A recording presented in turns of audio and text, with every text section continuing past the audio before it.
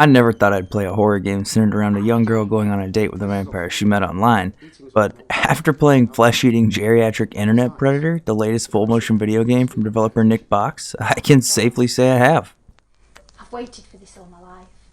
I mean, deep down, I've always felt like one of you people. You assume the role of a projectionist trying to reassemble the film for a classic grindhouse horror movie entitled Flesh-Eating Geriatric Internet Predator, which centers around Greta, a young woman who writes vampire fanfiction and posts it online in her spare time. The two immortal brothers knew that the world of the living would never understand their passion.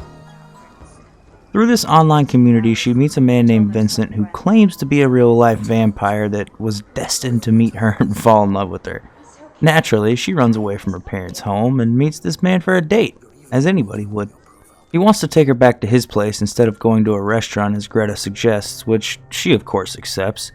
She's drugged and awakens in the arms of the titular flesh-eating geriatric internet predator who's accompanied by his wicked nurse and Vincent, the junkie who is supposed to be her vampire lover, and this is where things take a turn for the worse. Vampires?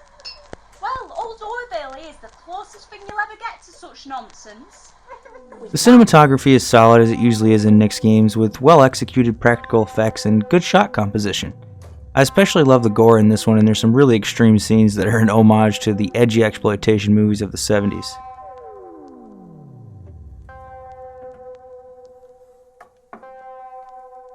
The acting is very reminiscent of classic grindhouse movies also, feeling purposely cheesy but also creepy and weird as hell at times.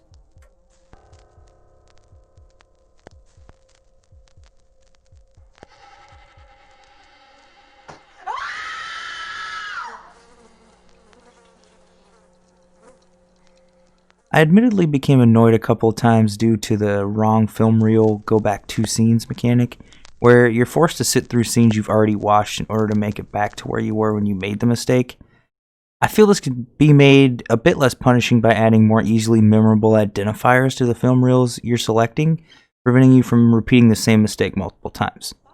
I was always interested enough in what was going on to overlook this small complaint, and overall, Flesh-Eating Geriatric Internet Predator is a funny, creepy, and weird FMV horror experience that's a fun nod to grindhouse cinema of yesteryear.